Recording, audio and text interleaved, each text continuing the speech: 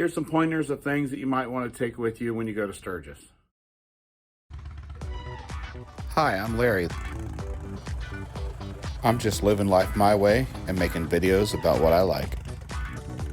So if you like the videos that I'm making, don't forget to like and subscribe.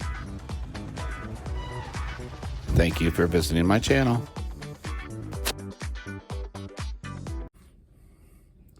Hello, welcome back to my channel. I'm going to go over the 7 top items I think you should have with you when you go to Sturgis. First, let's talk about Sturgis. What's the point of Sturgis? Why go to Sturgis? Well, to even answer that question, you would have to answer, why do you ride? I ride because of the freedom. It's just me and the open road. There is a sense of danger involved when you ride, and you find that balance. Ever since I was a kid, I grew up riding mini bikes and dirt bikes, and that created my passion for enjoying the ride. When you get the wind in your face and it's just you in the open road, there's no other better feeling. So obviously growing up being interested in motorcycles, I became a fan of Harley-Davidson, even though it took me like to my 4th or 5th motorcycle before I owned a Harley-Davidson. I'm not a Harley snob. I don't care what you own. I just think you should ride. I've also always wanted to go to Sturgis. I've made plans with my friends to go, even long before I had a Harley, and we never really followed through on that. But in 2017, I bought a Harley-Davidson. It was a nice bike, a 2005 Ultra Classic. I bought it off of a kid who bought it to try and learn to ride. And if you know anything about Harley-Davidsons and Ultra Classics, it's way too big of a bike to learn how to ride as your first motorcycle. But anyway, I got a good deal on it. His loss, my gain. And once I got my Harley, I decided I'm going to Sturgis. It wasn't until about 2 years later that I was able to go to Sturgis in 2019. I've went for the last 3 years, 2019, 2020, and 21. The first year I went, I was a little bit intimidated. I've never been there before, and I went all by myself. I bought an old ambulance that our county was getting rid of because I'm a paramedic here in our county, and it was a truck that I used to work out of.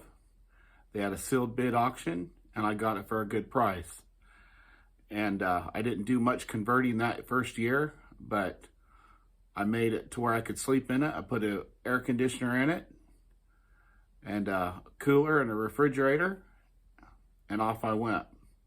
I put some tie downs inside of it and bought some ramps, and I actually put my Harley-Davidson in the back of the ambulance. I didn't make no plans. I just drove out there with my ambulance camper and my Harley in the back. When I got about 2 hours away from the Sturgis area, I looked on my phone for campgrounds, and I called a couple campgrounds, and I found one halfway in between Mount Rushmore and Deadwood. And if you know anything about Sturgis, that kind of puts you about half an hour from most of the things there is to see.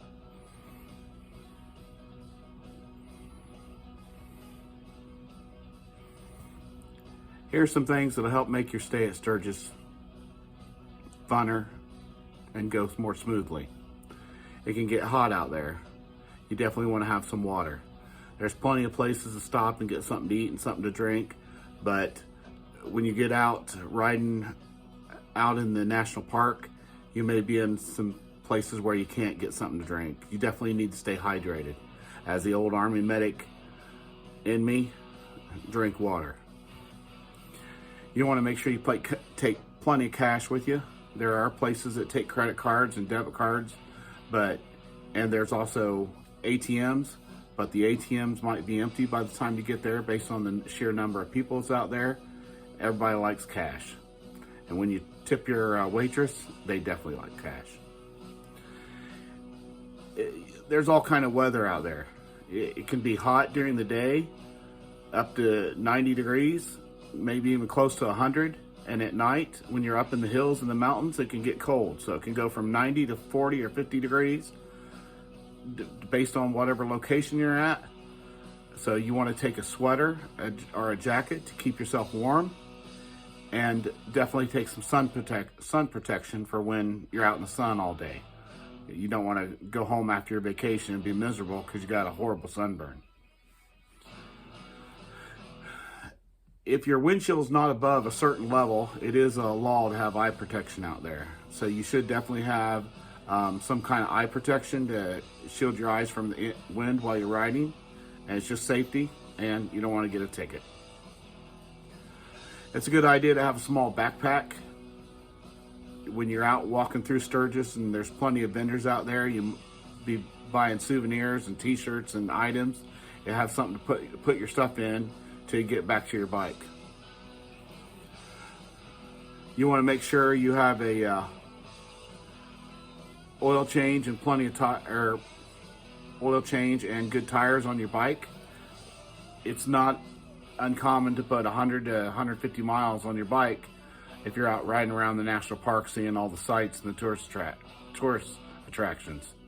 So definitely make sure your motorcycle's in good working order. Those are just a couple things that might make your trip a little bit enjoyable, a little bit more enjoyable.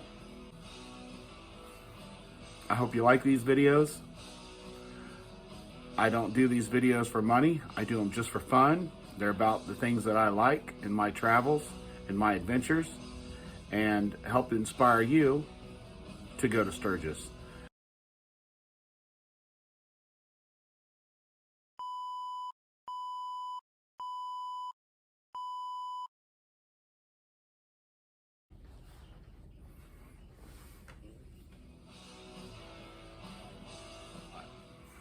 Fuck, I'm stupid. Why am I making this video? I ride for a lot of reasons.